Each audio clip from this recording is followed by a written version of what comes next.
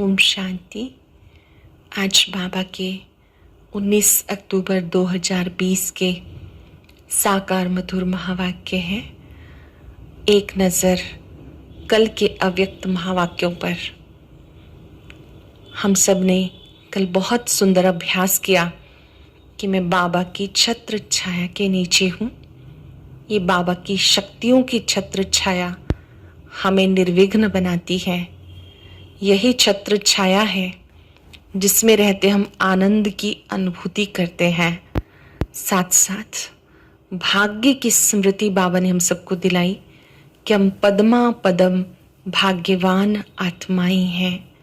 हमारे महातपस्वी स्वरूप को विशेष रूप से इमर्ज करने के लिए बाबा ने कहा कि आप सभी को महान तपस्या करते हुए विधातापन के संस्कार, दातापन के संस्कार इमर्ज करने हैं। कभी लेने का भाव ना आए, सदा सबको देना है। जब देते जाएंगे तो अपनी कमी कमजोरियां सब समाप्त हो जाएंगी। आपने अवश्य कल छत्र छाया में सुख का अनुभव किया होगा, चिंताओं से मुक्त होने का अनुभव किया होगा। आज के साकार महावाक्यों में बाबा ने हम सबको हमारा लिविंग स्टैंडर्ड कैसा होना चाहिए उस पर विशेष रूप से समझाया। बाबा ने याद दिलाया कि आप बच्चों को बहुत सिंपल रहना है, बहुत महंगी चीज़ें नहीं पहननी है। धन भले कितना ही क्यों ना हो, लेकिन हमें लिविंग स्टैंडर्ड ना तो बहुत हाई ना बहुत लो, मीडियम रखना है। ऐसे भी नहीं कोई देख के कहे कि इन बेचारों के पास तो कुछ है ही नहीं, और ऐसा भी नहीं कि कोई कहे कि इनके तो शाही ठाठ हैं। सब मध्यम स्तर का होना चाहिए। फिर बाबा ने बहुत अच्छी बात समझाई कि अपने लक्ष्य को देखकर आपको बहुत खुशी होनी चाहिए कि हम श्री लक्ष्मी नारायण जैसा बन रहे हैं। बाबा हम सबको देवता बनाने के लिए आए हैं। ऐसी पढ़ाई पढ़कर हमें श्री लक्ष्मी श्री नारायण जैसा बनना है। पूर्वजपन की स्मृति दिलाई बाबा ने। आजकल वैसे भी नवरात्रे चल रहे हैं, तो हम सभी को अपने पूर्वज और पूज्य स्वरूप में रहकर सब पर रहम करना है, सबको शक्तियों का दान देना है। अब हम एकाग्र होकर सुनेंगे बाबा के महावाक्य। बाबा ने कहा, मीठे बच्चे, तुम्हें भी बहुत बहुत साधारण रहना है। फैशनेबल ऊंचे कपड़े पहनने से भी दे अभिमान आता है, महंगे कपड़े पहनने से भी दे अभिमान आता है। कुछ ने तकदीर में उच्च पद नहीं है तो किस बात में बच्चे सुस्ती करते हैं। अगर तकदीर में उच्च पद नहीं तो बच्चे किस बात में सुस्ती करते हैं। बाबा कहते बच्चे अपना सुधार करने के लिए चार्ट रखो। याद का चार्ट रखने से बहुत फायदा है। नोटबुक सदा हाथ में हो, चेक करो कितना समय बाबा को याद किया। अपने आप से खुद बात करो, आज मैंने बाबा को कितनी देर याद किया। हमारा रजिस्टर कैसा है, दैविक कैरेक्टर है, कर्म करते बाबा की याद रहती है। ये बहुत इंपॉर्टेंट बात है कि हम याद करते हैं बाबा को तो कर्म में भी याद शामिल होनी चाहिए। वो दिव्य गुण कर्म में भी नजर आनी चाहिए। याद से ही कट उतरेगी, ऊंच तकदीर बनेगी। बाबा की याद से आत्मा में जो कट चढ़ी है, जंक लगी है, मैल है, वो उतरेगी और ऊंची तकदीर बनेगी। गीता भोलेनाथ से निराला कोई और नहीं, गोरीनाथ से निराला कोई और नहीं। ओम शांति। मीठे मीठे बच्चों के पास ये लक्ष्मी नारायण का चित्र घर में जरूर होना चाहिए। जिनके पास है बहुत अच्छा, नहीं तो अपने आसपास सेंटर से जाके हमें श्री लक्ष्मी नारायण जी का चित्र जरूर लेकर अपने रूम में लगाना है, जहां हम अधिक बार देख सकें। आते जाते हम उस चित्र को देख सकें, और जैसा चित्र वैसा चरित्र होना चाहिए। देख करके हमें याद आना चाहिए। इनको देखकर बहुत खुशी होनी चाहिए, क्योंकि तुम्हारा ये है पढ़ाई का एम ऑब्जेक्ट। जानते हो हम स्टूडेंट हैं और ईश्वर हमें पढ़ाते हैं। हम गॉडली स्टूडेंट हैं, बाबा खुद हमें पढ़ाते हैं। ईश्वरीय स्टूडेंट व विद्यार्थी हैं, हम ये पढ़ते हैं।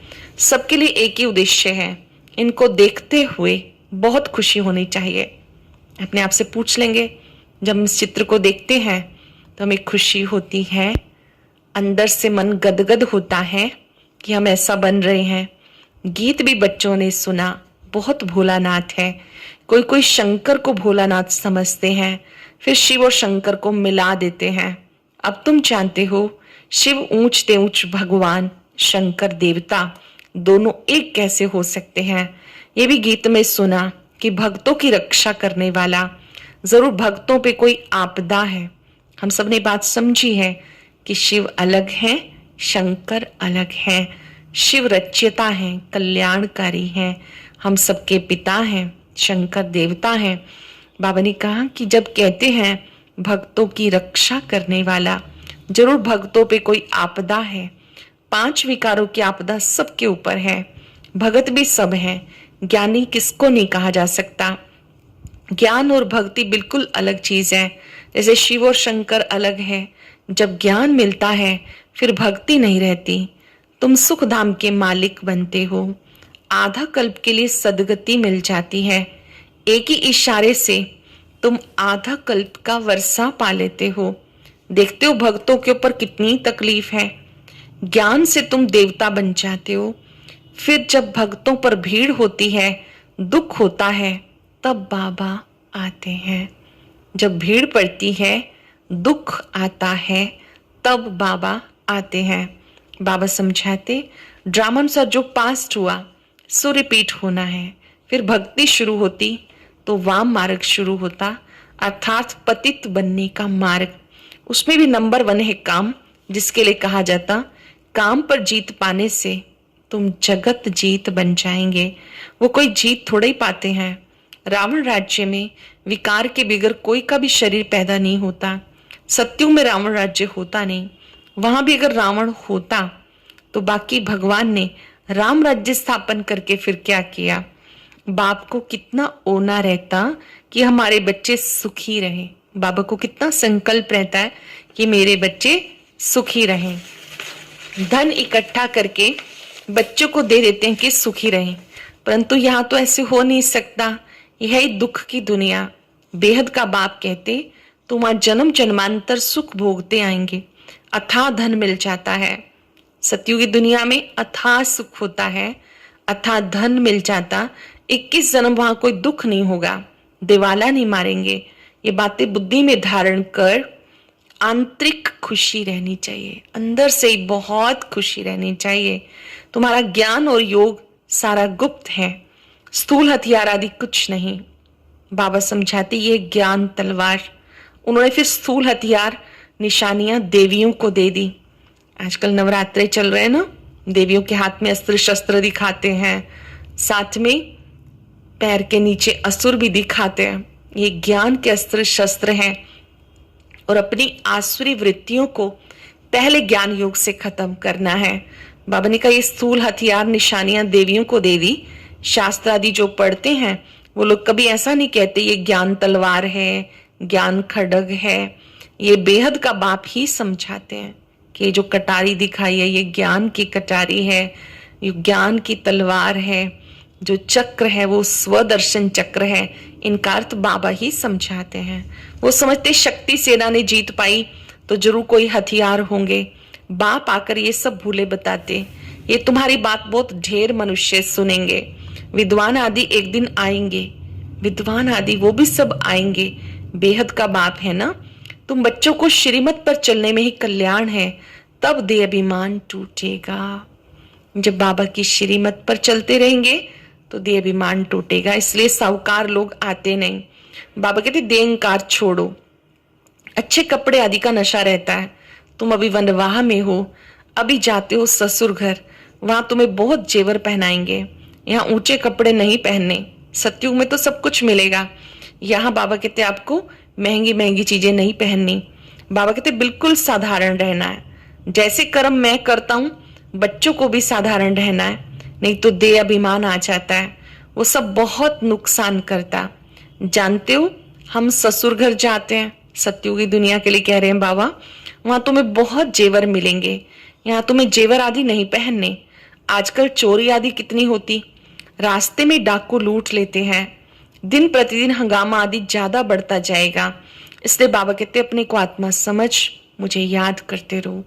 हमारी सेफ्टी इसी बात में है कि हम अपने आत्मिक स्वरूप में टिक कर बाबा की याद में टिक जाएं। इससे बाबा कहते आपको शक्ति मिलती रहेगी। देह अभिमान में आने से बाबा को भूल जाएंगे। ये मेहनत अभी मिलती है, फिर कभी भक्ति मार्ग में मेहनत नहीं मिलती। अब तुम संगम पर हो, जानते हो बाबा आते पुरुषोत्तम संगम युग पर। लड़ाई भी जरूर होगी। एटॉमिक बॉम्ब्स आदि खूब बनाते हैं। कितना माथा मारो ये बंद हो जाए, ऐसे हो नहीं सकता। ड्रामा में नूंद है, समझाने से समझेंगे नहीं। मौत होना है तो बंद कैसे होगा, समझते भी हैं तो भी बंद नहीं करेंगे। ड्रामा में नूंद है।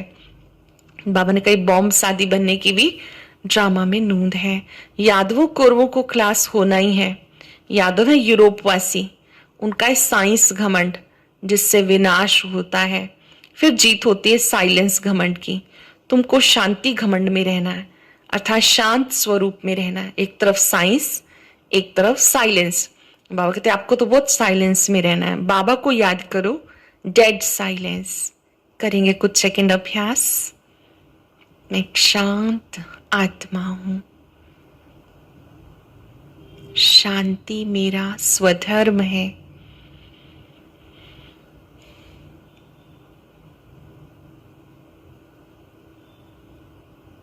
मैं शांत, मैं शांत।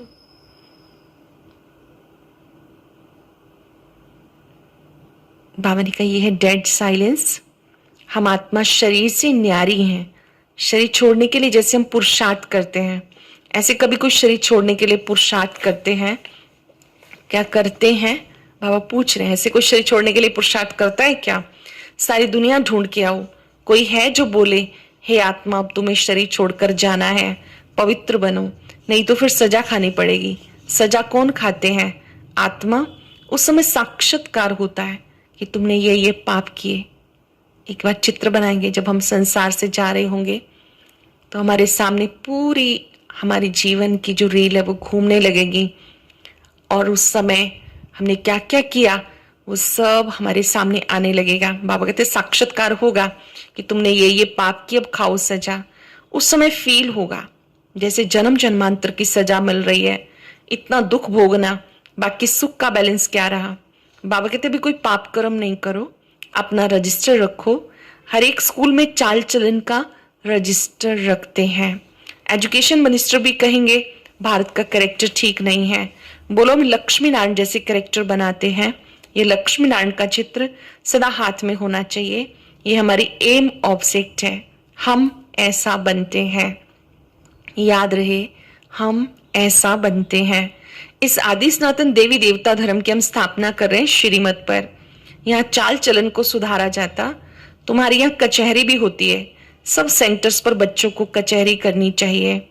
रोज बोलो, चार्ट रखो तो सुधार होगा। प्रतिदिन बाबा कहते बैठना चाहिए। जब बाबा साकार में थे, ब्रह्मा बाबा, जगदम्बा माँ, तो सभी को बिठाते थे प्रतिदिन। आज का दिन कैसा रहा, किसने क्या पुरुषार्थ किया। बाबा कहते ये सब प्रतिदिन होना चाहिए। हर रोज संगठन में भी कचहरी करो और अपनी भी व्यक्तिगत रूप से करो। रोज चार्ट रखेंगे, सुधार होगा। किसकी तकदीर में नहीं तो फिर सुस्ती कर लेते हैं। चार्ट रखना बहुत अच्छा है। जानते हो हम इस 84 के चक्र को जानने से चक्रवर्ती राजा बन जाते हैं। कितना सहज है। फिर पवित्र भी बनना है। याद की यात्रा का चार्ट रखो, इससे तुम्हें बहुत फायदा होगा। याद की यात्रा का चार्ट रखने से बहुत फायदा होगा। नोटबुक नहीं निकाला तो समझो बाबा को याद नहीं किया। नोटबुक हाथ में रखो, अपना चार्ट देखो, कितना समय याद किया। याद भी अगर जंक उतर ना सके, कट उतारने के लिए चीज को घासलेट में डालते हैं। किसी चीज पे जंक लग जाती है तो मिट्टी के तेल में डालते हैं। कर्म करते हुए बाबा को याद करना है तो पुरुषार्थ का फल मिल जाएगा। मेहनत है, ऐसे थोड़े ताज रख देंगे। बाबा कहते ऐसे थोड़ी मैं तुम्हें ताज पहना दूंगा, मेहनत तो करनी पड़ेगी। बाबा इतना ऊंच पद देते हैं, कुछ तो मेहनत करनी है। इसमें हाथ पांव आदि कुछ नहीं चलाने, पढ़ाई बिल्कुल सहज है। बुद्धि में शिव बाबा से ब्रह्मा द्वारा हम ये बन रहे हैं, शिव बाबा से ब्रह्मा द्वारा हम ये बन रहे हैं। कहीं भी जाते हो तो बैज लगा रहे, ये जो बैज है ये बाबा कहते हैं जरूर होना चाहिए। ये समर्पित भाई बहनों के लिए अलग से होता है, जो प्रवृत्ति में रहते हैं उनको भी सेंटर पर विधिवत मिलता है। जब हम कुछ समय तक ईश्वरीय ज्ञान योग नियमों का पालन करते हैं तो हमें सेंटर पर प्राप्त होता है। बाबा ने कई बैज जरूर लगा रहे। बोलो वास्तव में कोट ऑफ आर्म्स ये है, समझाने की बड़ी रॉयल्टी चाहिए, बहुत मीठेपन से समझाना है। कोट ऑफ आर्म्स पे भी समझाना है, जैसे हमारे भारत का है ना बना हुआ कोट ऑफ आर्म्स, जिसमें नीचे लिखते हैं सत्यमेव जयते। तो बाबा कहते हैं आपको अपने विद्यालय की ओर से इस बैज पे समझाना है। समझाने में बहुत रॉयल्टी चाहिए, बहुत मीठेपन से समझाना है। प्रीत बुद्धि और विपरीत बुद्धि किसे कहते हैं? प्रीत बुद्धि कौन और विपरीत बुद्धि कौन? तुम बाबा को जानते हो। लौकिक बाप को तो गॉड नहीं कहेंगे, वो बेहद का बाप ही पतित पावन सुख का सागर है। बाबा ही पतित पावन है, सुख का सागर है, उनसे सुख घनेरे मिलते हैं। अज्ञान काल में समझते हैं माँ बाप सुख देते हैं, ससुर घर भेज देते हैं। अब तुम्हारा बेहद का ससुर घर, वो है हद का, वह माँ बाप करके 5-7 लाख करोड़ दे देंगे। तुम्हारा तो बाबा ने नाम रखा पद्मा पदम पति बनने वाले बच्चे। बाबा से हम क्या बनते हैं? पद्मा पदम भाग्यवान, पद्मा पदम पति। वहां पैसे की कोई बात ही नहीं, सब कुछ मिल जाता। बड़े अच्छे अच्छे महल होते, जन्म जन्मांतर के लिए तुम्हें महल मिलते हैं। सुदामा का मिसाल है ना, चावल मुट्ठी सुना है तो यहाँ वो भी ले आते हैं। अब चावल रूखा थोड़े खाएंगे, उसके साथ कुछ मसाले आदि भी ले आते हैं, कितने प्रेम से ले आते हैं। बाबा तो हमें जन्म जन्मांतर के लिए देंगे, इसलिए कहा जाता है दाता। बाबा हमें जन्म जन्मांतर के लिए देता है, इसलिए उसको कहते हैं दाता। भक्ति में तुम ईश्वर अर्थ देते हो तो आधा कल्प के लिए दूसरे जन्म में मिल जाता। कोई गरीबों को देते, कॉलेज बनाते तो दूसरे जन्म में पढ़ाई का दान मिल जाता। धर्मशाला बनाते तो मकान मिलता, क्योंकि धर्मशाला में बहुत आके सुख पाते। ये तो जन्म जन्मांतर की बात है। तुम जानते हो शिव बाबा को जो देते हैं वो सब हमारे काम में लगाते हैं। हम यज्ञ प्रति जो निकालते हैं प्रति मास बाबा की भंडारी में डालते हैं सेवार्थ, तो बाबा कहते उससे आप सब यज्ञ वत्सों की ही पालना होती है। शिव बाबा तो अपने पास रखते नहीं हैं, इनको भी कहा सब कुछ दे दो तो विश्व के मालिक बन जाएंगे। शिव बाबा ने ब्रह्मा को भी कहा सब कुछ सेवा में लगा दो, इन्होंने लगा दिया तो विश्व के मालिक बनते। विनाश साक्षात्कार भी कराया, रजाई का साक्षात्कार भी कराया, बस नशा चढ़ गया। ब्रह्मा बाबा को शिव बाबा ने साक्षात्कार कराए, महाविनाश का दृश्य भी दिखाया, और क्या दिखाया? विनाश के साथ सत्युगी राजाई का भी, बस नशा चढ़ गया। बाबा हमें विश्व का मालिक बनाते हैं। गीता में भी है, अर्जुन को साक्षात्कार हुआ, मुझे याद करो तो तुम ये बनेंगे। विनाश और स्थापना का साक्षात्कार कराया, तो इन्हें भी शुरू में खुशी का पारा चढ़ गया। ड्रामा में ये पार्ट था। भागीरथ को भी कोई जानते थोड़े ही हैं, तो बच्चों को ये एम ऑब्जेक्ट बुद्धि में रहनी चाहिए। भागीरथ कौन है कोई नहीं जानता। भागीरथ मतलब भाग्यशाली रथ, इन्हें कोई भी नहीं जानता। हम ये बनते हैं, जितना पुरुषार्थ करेंगे उतना ऊंच पद पाएंगे। गाया जाता फॉलो फादर, इस समय की ही बात है। बेहद का बाप कहते जो मैं राय देता हूं उसे फॉलो करो। बाबा जो राय देते हैं उस पे चलो, उसको पूरा फॉलो करो। इसने क्या किया सो भी बताते हैं। इनको सौदागर, रत्नागर, जादूगर कहते हैं। बाबा को क्यों कहते हैं सौदागर? वो हमें सौदा करना सिखाते हैं, हमारी कमियां लेते हैं और उसके बदले में हम सबको ज्ञान रतन देते हैं। सौदागर के साथ वो रत्नागर भी हैं, जादूगर भी हैं। बाबा ने अचानक सब कुछ छोड़ दिया। पहले उन रत्नों का जोहरी था, अब अविनाशी ज्ञान रत्नों का जोहरी बना। हेल को हेवन बनाना कितना बड़ा जादू है। फिर सौदागर भी है, बच्चों को कितना अच्छा सौदा देते, कखपन चावल मुट्ठी लेकर महल दे देते हैं। कितनी अच्छी कमाई कराने वाला है। जवाहरात के व्यापार में भी ऐसा होता। कोई अमेरिकन ग्राहक आता तो उनसे 100 की चीज का 500 1000 रुपये ले लेते हैं, 500 ले लेते हैं, 1000 रुपया ले लेते हैं, उनसे बहुत पैसे ले लेते हैं। तुम्हारे पास सबसे पुरानी चीज है प्राचीन योग। तुम्हें भोलानाथ बाप मिला, कितना भोला है भोलानाथ बाप मिला, कितना भोला है। तुम्हें क्या बनाते हैं, कखपन के बदले 21 जन्म के लिए क्या बना देते। मनुष्यों को कुछ पता नहीं, कभी कहेंगे भोलानाथ ने ये दिया, कभी कहेंगे अम्बा ने दिया, गुरु ने दिया। यहाँ तो है पढ़ाई, तुम ईश्वरीय पाठशाला में बैठे हो। ईश्वरीय पाठशाला कहेंगे गीता को, गीता में है भगवान उवाच, परंतु किसी को पता नहीं कि भगवान किसे कहते हैं।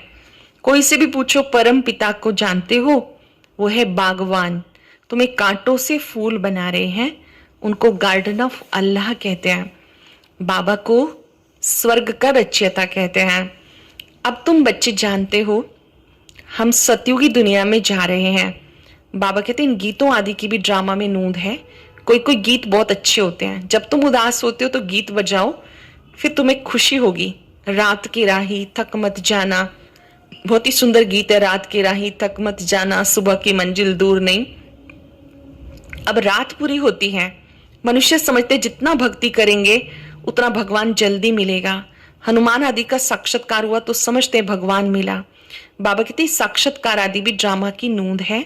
जो भावना रखते हैं उनको साक्षात्कार हो जाता है, बाकी ऐसा कोई होता नहीं। बाबा ने कहा बैज तुम्हें सदा लगा रहे, किस्म किस्म के बनाते रहते हैं, बहुत अच्छे हैं समझाने के लिए। तुम रूहानी मिलिट्री हो ना, बड़ा ऑनर फील होता है जब बैज मिलता है ना, तो लगता है कि हम गॉडली स्टूडेंट हैं, रूहानी मिलिट्री में हैं, हम सब संसार के कल्याण के लिए आए हैं। बाबा की याद बनी रहती है। बाबा कहते तुम रूहानी मिलिट्री हो, मिलिट्री को हमेशा निशानी रहती है। तुम बच्चों को भी ये होने से नशा रहेगा कि हम ये बन रहे हैं, हम स्टूडेंट हैं। बाबा हमें मनुष्य से देवता बना रहे हैं। मनुष्य देवताओं की पूजा करते हैं, देवताएं तो देवता की पूजा नहीं करेंगे। यहाँ मनुष्य देवताओं की पूजा करते हैं क्योंकि वो श्रेष्ठ हैं। अच्छा, मीठे मीठे सिकिलदे बच्चों प्रति माता पिता बाप दादा का याद प्यार, गुड मॉर्निंग। रूहानी बाप की रूहानी बच्चों को नमस्ते, रूहानी बच्चों की रूहानी बाप दादा को नमस्ते, गुड मॉर्निंग। शुक्रिया बाबा, शुक्रिया। धारणा के लिए सार। आज की मुरली में मुख्य बात कौन सी है? बुद्धि में अपनी एम ऑब्जेक्ट याद रखनी है, लक्ष्मी नारायण का चित्र साथ रहे। इस खुशी में रहो कि हम ऐसा बनने के लिए पढ़ रहे हैं, हम गॉडली स्टूडेंट हैं। आज बार बार चित्र देखेंगे और याद करेंगे कि हम ऐसा बन रहे हैं। एटलीस्ट 10-11 बार 1-1 मिनट के लिए फीलिंग अच्छी जरूर लेंगे। चाहे एक ही बार 10 मिनट बैठकर अपने लक्ष्य को देखेंगे और स्वयं के अंदर चेक करेंगे। अपना पुराना कखपन चावल मुट्ठी दे महल लेने हैं। ब्रह्मा बाप को फॉलो कर अविनाशी ज्ञान रत्नों का जोहरी बनना है। बहुत सुंदर वरदान। अशरीरीपन के इंजेक्शन द्वारा मन को कंट्रोल करने वाले एकाग्र चित्त भाव। अशरीरीपन के इंजेक्शन द्वारा मन को कंट्रोल करने वाले एकाग्र चित्त भाव। जैसे आजकल कोई कंट्रोल में नहीं आता है, बहुत तंग करता है, उछलता है या पागल हो जाता है, तो उसको ऐसा इंजेक्शन लगा देते जिससे वो शांत हो जाए। ऐसे संकल्प शक्ति आपके कंट्रोल में नहीं आती है तो अशरीरीपन का इंजेक्शन लगा दो, फिर संकल्प शक्ति व्यर्थ नहीं उछलेगी, सहज एकाग्रचित हो जाएंगे। लेकिन यदि बुद्धि की लगाम बाबा को देकर फिर ले लेते हो तो मन व्यर्थ की मेहनत में डाल देता है। यदि बुद्धि की लगाम बाबा को देकर फिर वापस ले लेते हो तो मन व्यर्थ की मेहनत में डाल देता। अब व्यर्थ की मेहनत से छूट जाओ। सरल शब्दों में हमें बार बार अशरीरी बन का अभ्यास करना है।